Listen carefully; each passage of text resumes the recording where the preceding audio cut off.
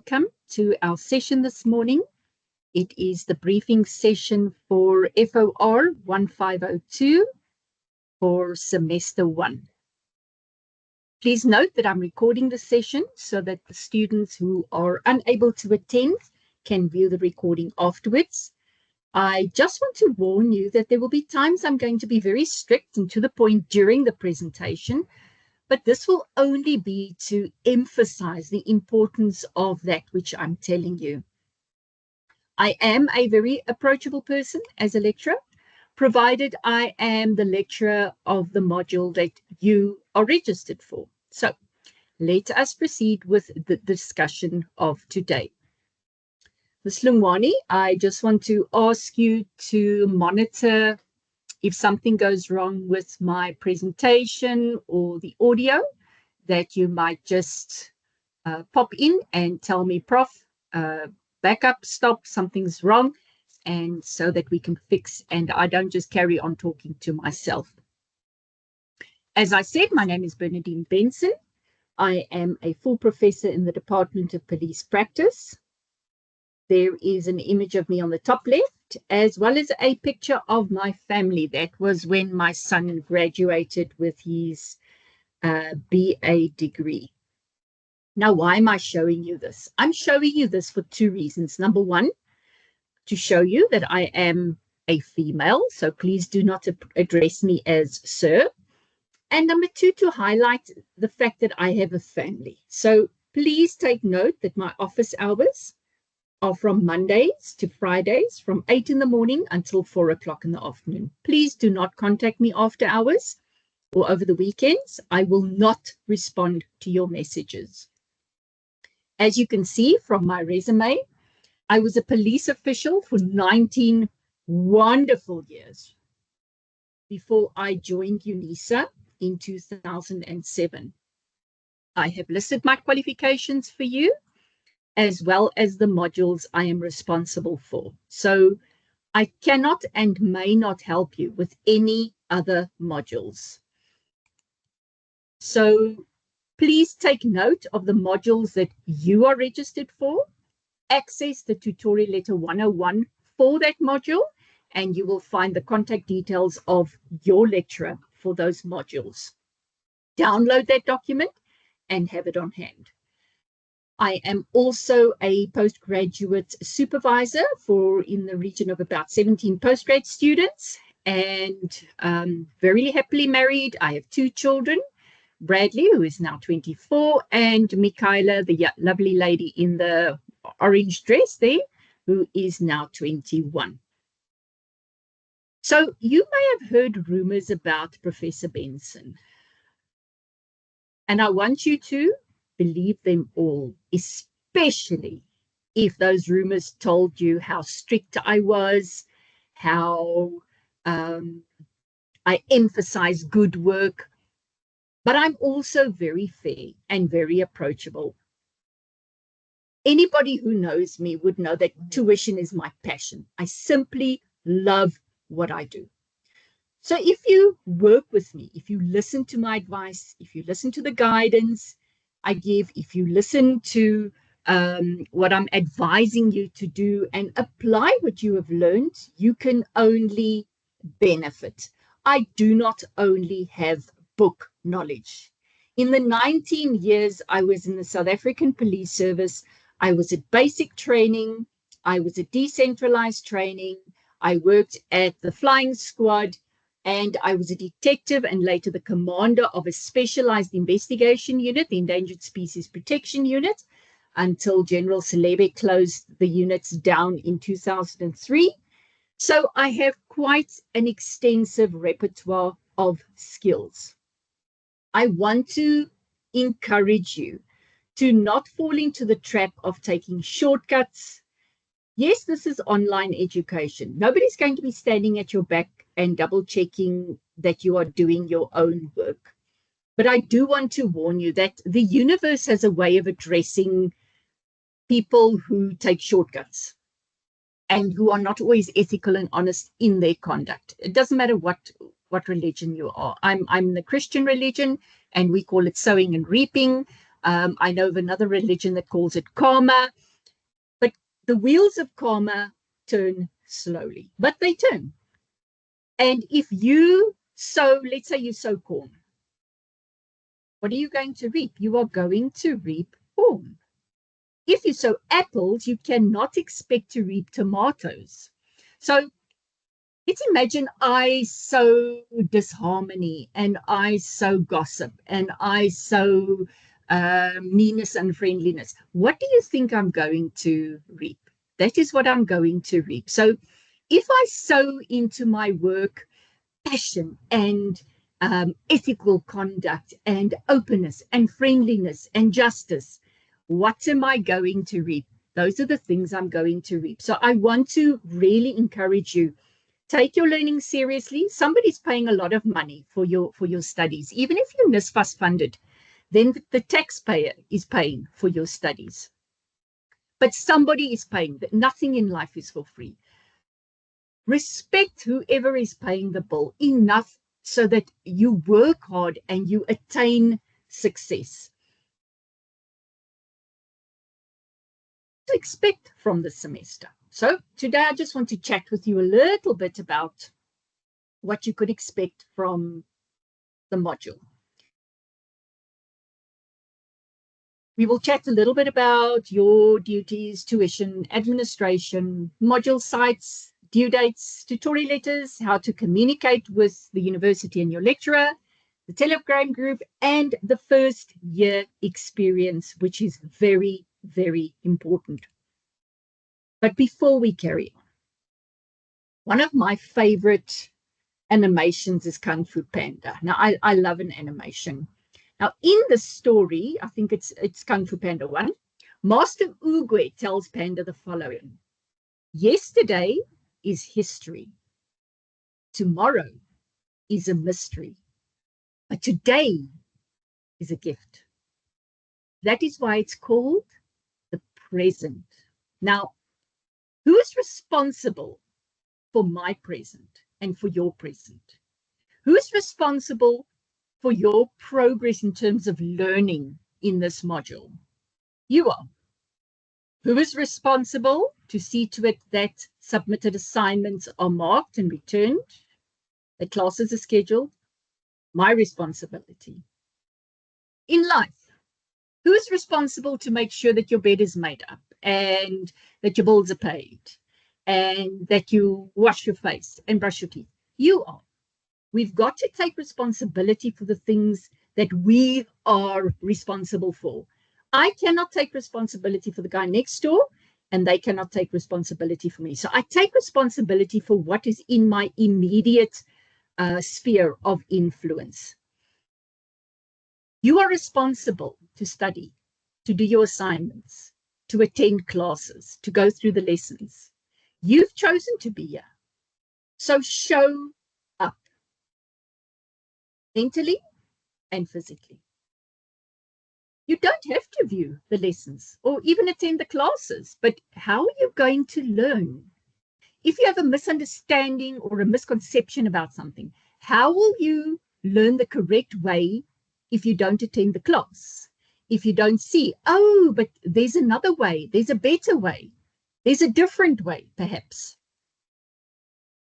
I am your lecturer, and I work at an academic department of the university. I do not work at registration or finances or the assessment department. I cannot help you with those types of inquiries. Please do not email me or call me about those matters. If your query is about the module content and I am the lecturer, by all means, contact me, but in office hours, please. I have put a link on the module site for additional links and guidelines and telephone numbers for the various departments that you might need. Now, daily, I receive emails from students, and then I don't have an idea what the student is writing about. Now, first rule, you will see that the student wrote this email from a Gmail address. And then what happens with this email, it lands in my spam folder or it goes into quarantine, and I only see it a week later if I see it at all. Then the student gets upset because I have to respond within 48 hours. I have not responded, but I did not get the email because it did not reach me. Number two, the student wrote the entire message in the subject line. So please make sure that you use the portion where the text must go for this. The other student writes assignment 1. So I have 4 modules, but I don't know which module this is about.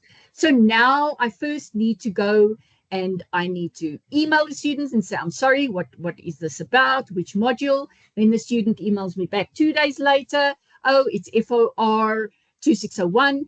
I'm sorry, it's not my module. Please contact your lecturer. Oh, but who is my lecturer? It's not for me to know. That is for you to know. I'm not the walking encyclopedia, and I am not the person responsible for you to access the information. You are. This is, I want your email to look. You will have me in the to box. You will have the subject, in the subject line, the module code, and then let's say assessment 1. A nice greeting, good morning, Prof, not in capital letters, otherwise I feel that you're shouting at me. I'm student Kumalu with student number. I would like to know if assessment 1 for the module is an open book assessment. Kind regards, Zintle. Now I can respond and say, dear student Zintle, thank you for your email. Please note assignment 1 and assignment 2 and assignment 3 are all open book assessments. Wonderful. Please take note when you are writing a message to me from the module site. Let's say you are registered for FOR 1501 and 1502. Now you're working on FOR 1501 and you realize, oh, you wanted to ask Prof. Benson something. Then you go to the right-hand side there and you send me a quick message and you say, hi, Prof, just a quick message. Do I need to use the proctoring tool for assignment 1? Choop, and off it goes. I just get a message that says, you have a message from the module site. I don't know which module, I don't know the code, I know nothing. I've got to physically go into the module site to go and access the message. So do yourself a favor. If you are writing to me via the module site, just tell me, hi, Prof. Zintle here. I'm registered for FOR 1502. I just want to double check. Do we need to use the proctoring tool for assessment 1? Thanks. That's it. And then I can respond. Then I know what your query is about. You're going to find that the UNISA space is a little bit different. There's no or very little human interaction. The chances that you are going to see me physically within the next 3 years is probably very slim, unless something drastic happens and we have to meet each other at the main campus. And therefore, UNISA have established several platforms that the students can engage on. So the first one is your module site. Obviously, that's where you're getting all your tutorial letters and your study material. And then for especially first year students at UNISA, they've designed the FYE, the first year experience. This is an incredibly helpful MOOC. It's a massive open online course that you take, in which they guide you through the different UNISA processes, the resources that you can access, the tools that are available to you. Set yourself up for success and do this MOOC. It is compulsory, but somehow it seems that students seem to be slipping through the cracks and just fluffing it, or simply not doing it, and then they don't know the fundamentals. So please set yourself up for success. Then there are Telegram groups. Now, Telegram groups were established by students themselves. They wanted a platform outside WhatsApp and outside the module site and outside Facebook and Twitter and Instagram, in which students can collaborate, can share information, and their lecturers can join them. And this platform is managed and monitored by these students themselves. So it's not a UNISA run thing. It is a a platform that is run by UNISA students, but remember, it's outside the formal UNISA space. So there are certain ICT checks and balances that you will have to take part in. For example, if you look at the module site is within the UNISA learning management system.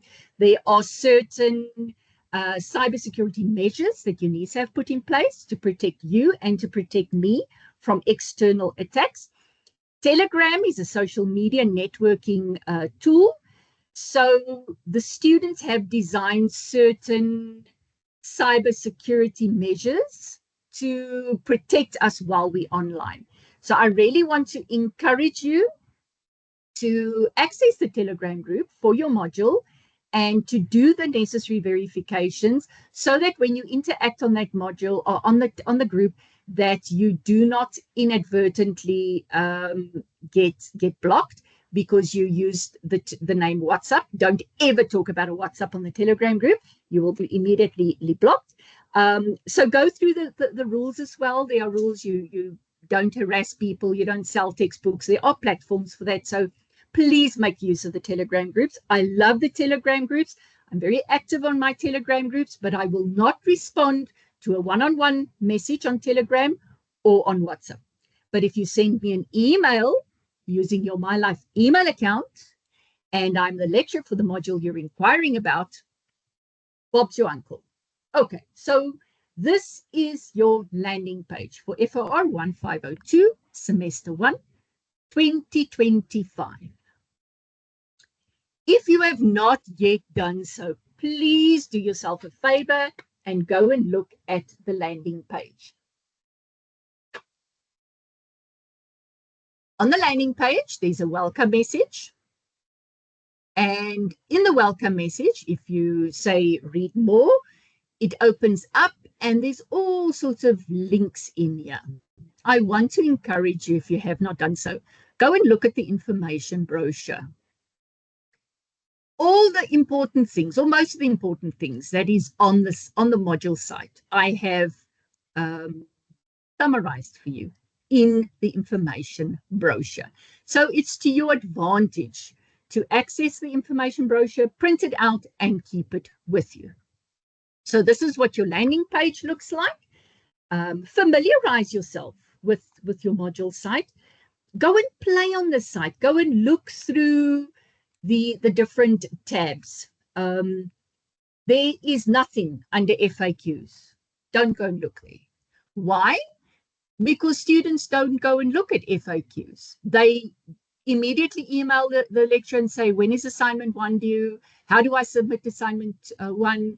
Instead of going to look at the tutorial letter. So personally, I don't waste my time to do FAQs because in my experience, the students don't read the FAQs. Number 2, your official study material. So you will find this on the left-hand side of the landing page. There at the top there, official study material. Please click on that link and there you will find your study guide, tutorial letter 101 and tutorial letter 301, or download. So please do access that and have it with you offline as well.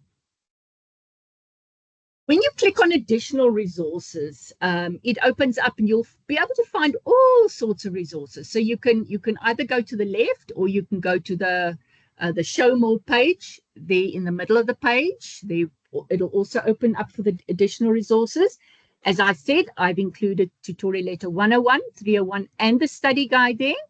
And tutorial letter 201 will also be placed under official study material when it becomes available. Now, sometimes the ICT Tokolosh comes into the module site and removes everything off official study material.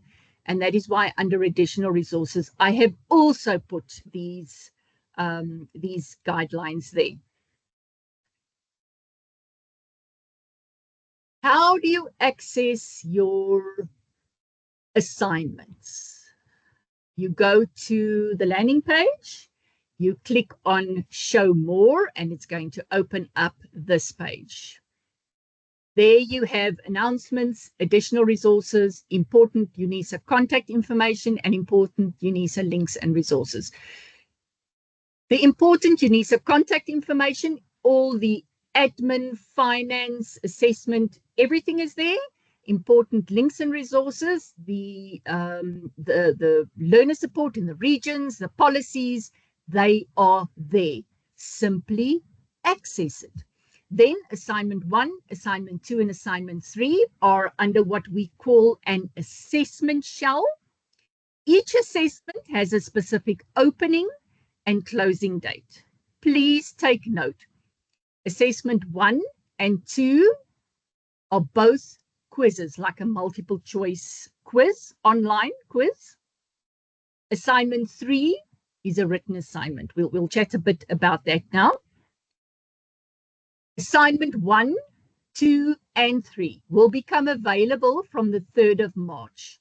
I am, however, going to amend the date for assignment 3 slightly so that we can get through a bit of the work before you try and attempt that assignment.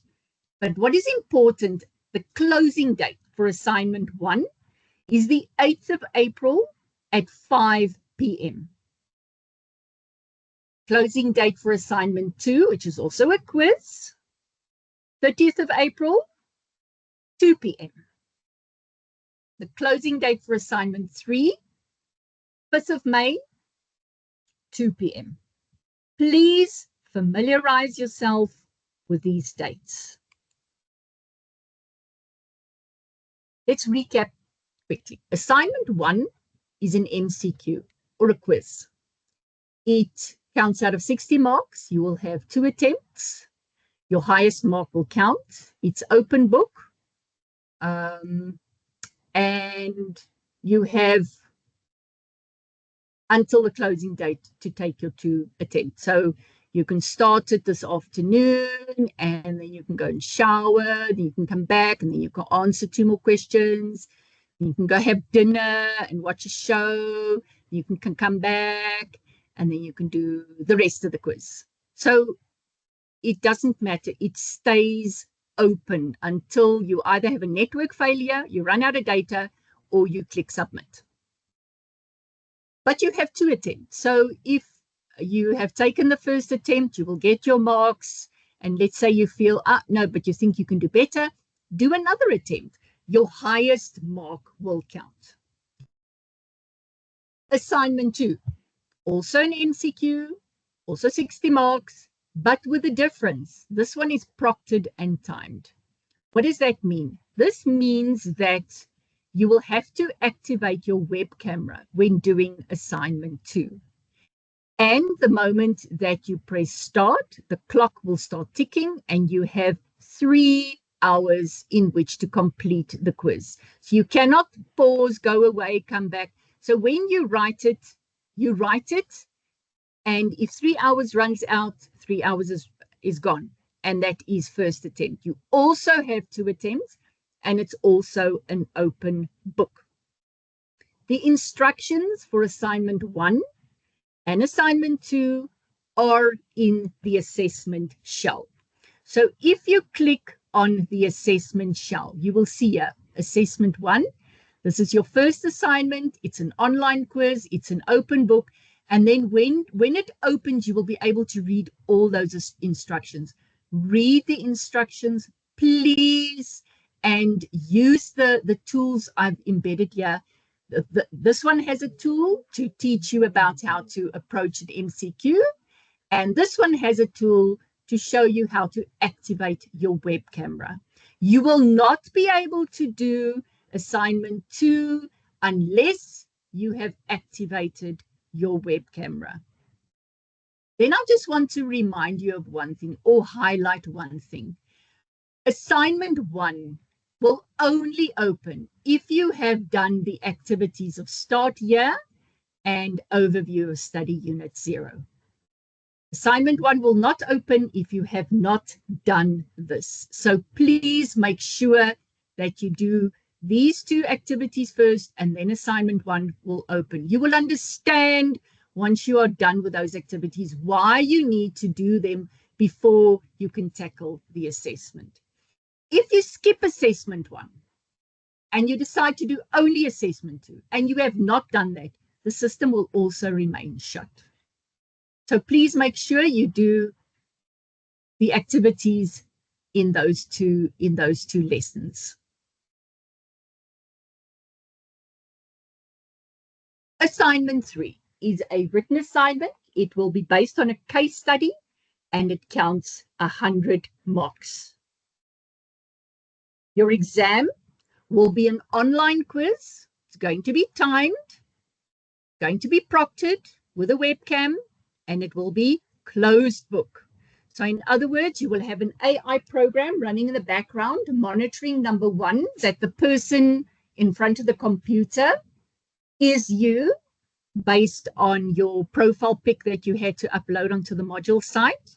And number 2, that you are not using resources. In other words, you are not referring to a book. So please make sure that you study and you study well, because the exam is closed book.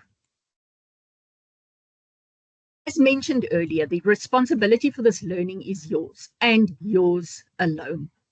There are several opportunities for you to learn. You just need to take advantage of those opportunities. We will have some online classes, some live, some pre-recorded. If in a week I cannot attend to a live class, there will be a pre-recorded class. I'm going to try and have the classes on the same day of the week, let's say Tuesday, at the same time. Excuse me. But this is not always possible because sometimes meetings or other activities are scheduled that I need to be involved with. Monitor your My Life email account, because I notify you at least a week, 2 weeks in advance of upcoming classes. And also, the university will only use your My Life account to communicate important messages with you. So let me end today's session with a quote from Pinterest. The difference between university and life. At university, you are taught a lesson and then you are given a test. But in life, you are given a test that teaches a lesson. So I quote that from Tom Bowdett on Pinterest. And that brings us to the end of our session. Thank you very much for attending our session. And let me just stop sharing. I am going to activate your microphones so that you can talk to me and we can have some interaction in the class.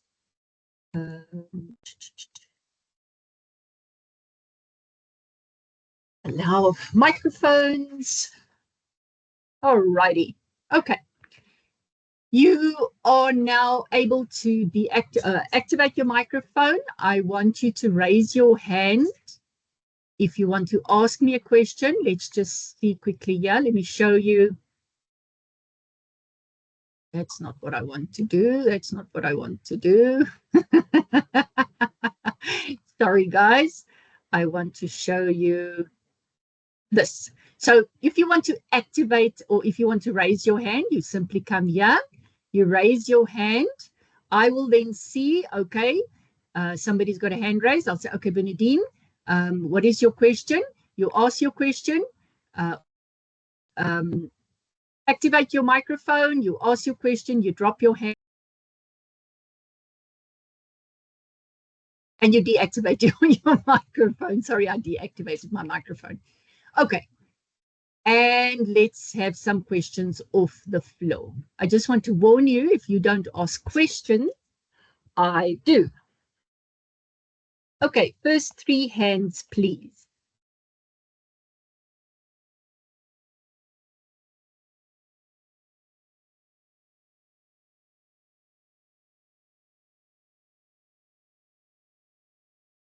If you are really, really very shy and you do not feel that you can ask a question audibly, or if there's something wrong with your microphone, please feel free to, in the chat box, type me a question or type me a note.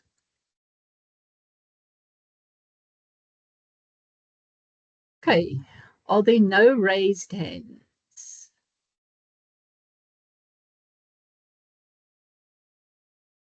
No raised hands. Okay, then I'm going to ask questions. Okay, first question. How many children do I have? You can type in the chat box how many children I have. Let's see how well you listened.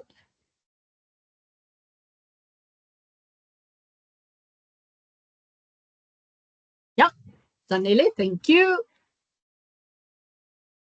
Mzungu. Anzi, thank you. Agnes, thank you. Mzungu, yes. 2 children. Okay. Machiane, 2 children. Yes, yes, yes, yes. I have 2 children. Okay. Let me ask another question. How many modules do I teach?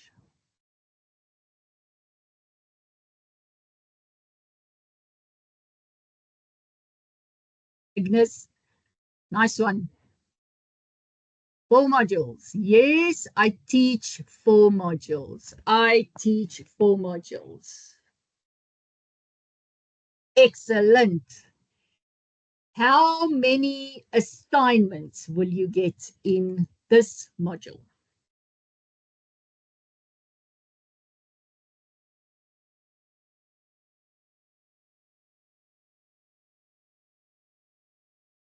Awesome, awesome. 3 assignments, 3 assignments. What is the due date of assignment 2? I need the date and the time, please.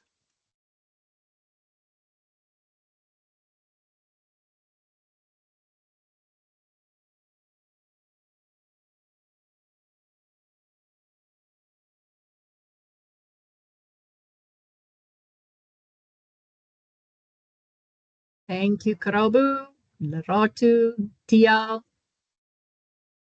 Pilwentle. Awesome, awesome, awesome, awesome. I'm super excited. You guys are on the roll. Okay, what is the date of the examination for this module?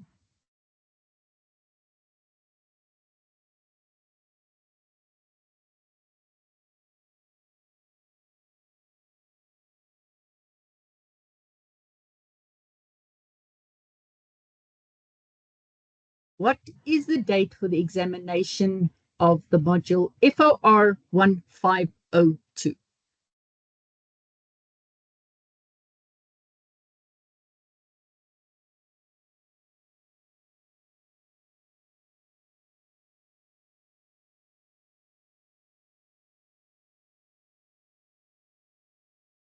Anyone?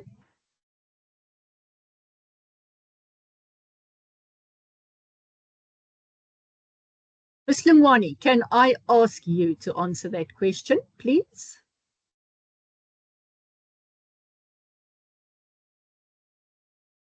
Hi, Prof. Can you repeat that question again?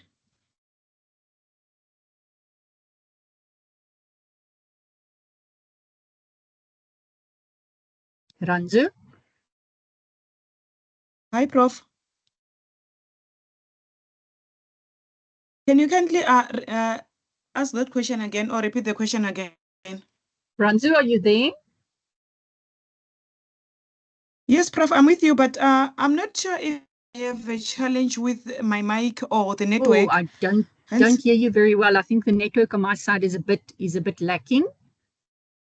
Okay, yes, I kindly request that you repeat the question. Okay, Riranzu, I think the network probably on my side is a bit sketchy at the moment.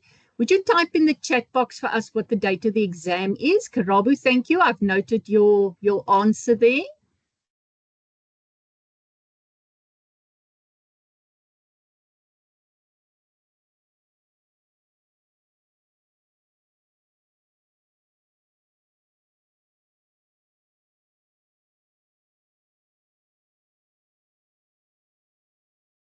While we are waiting for Riranzu to answer the question, thank you, Riranzu. The date of the exam is not yet published. I did not give you the date of the exam. So you should be informed round about, let me see quickly. I don't want to make a mistake on the date, but you should be informed round about beginning of May about exam admissions and exam dates. So I did not give you the date. Why did I ask you the question? To illustrate that it's okay to not know when the information hasn't been given. But it's not okay to not know when the information has been given. It's okay to say, I do not know, especially if the information has not been given and you haven't had an opportunity to look for the information. But even if the information has been given, there are times where we simply don't know. And then it's okay to say, I don't know, because there's lots of things I don't know. And really, only God knows everything. No human knows everything. So if you don't know something, say, I don't know, and ask.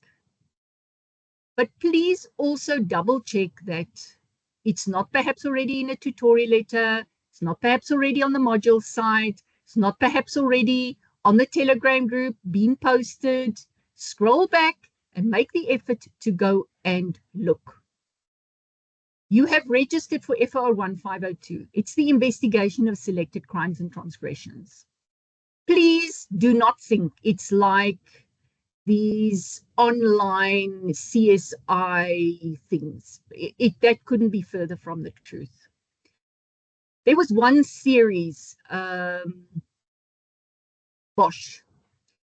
He had like a sticker up on his table that says, get off your butt and go knock on doors. That is where you get information. That is where you get answers. By getting off your butt, going out and asking people questions, talking to people, visiting the crime scene, going to visit the coroner's office when they're doing the autopsy. Look at what is happening at the autopsy. That is where you get answers. If you want to be a detective and you want to sit on your bum and just say, can somebody get this for me? Can somebody get that for me? You're in the wrong career. It's not sexy.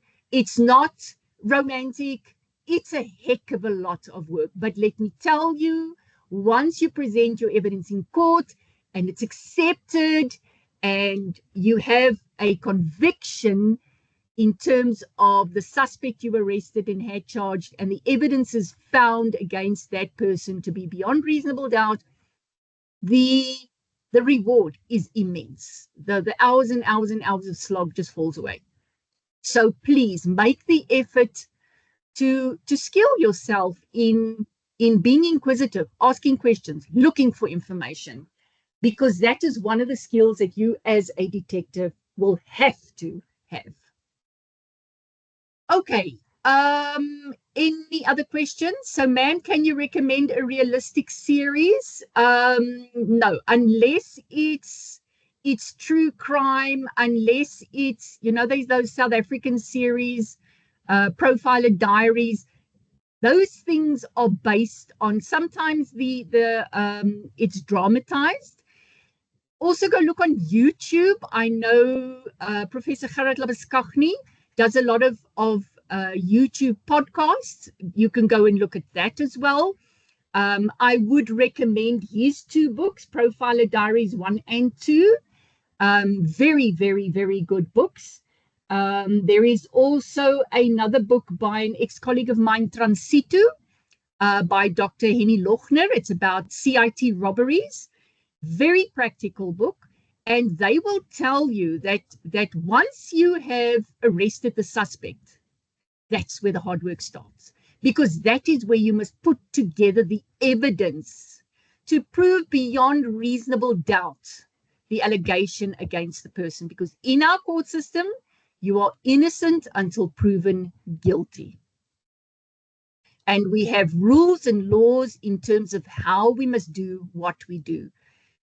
There's the Bill of Rights. A suspect has as much rights as any other citizen, and we have to respect those rights. And of all the people I've spoken to, the majority of the detectives have told me that when they treat a suspect with respect, they respect the individual merely because they are a human being.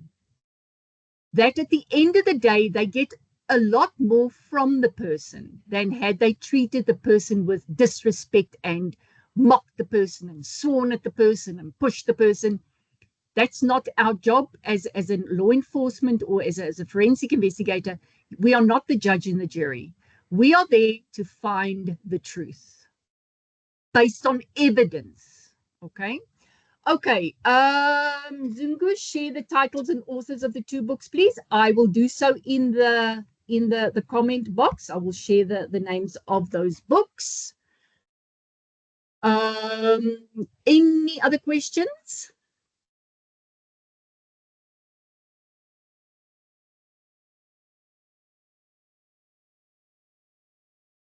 Any other raised hands?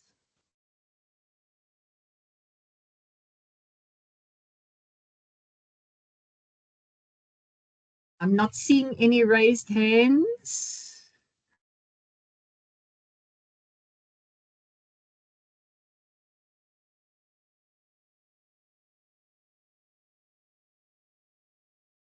Okay, if there are no more questions, if there are no more raised hands, I'm going to pop the name of the books in the chat box.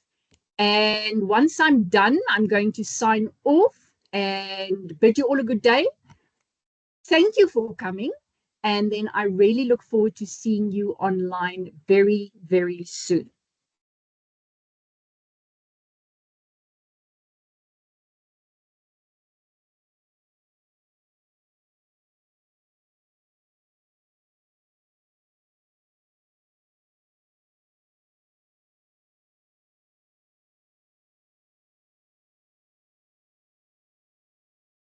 And there you have it. Okay, and have a great day yourself. Thank you very, very much. Then there's just something that I want to comment on. Agnes, how many children do I have, including you? No, excluding you, Agnes. But thank you. I love that. I do see you all as part of my family, as my children. Have an awesome day, and we chat real soon. Bye. Thank you, Prof. Bye.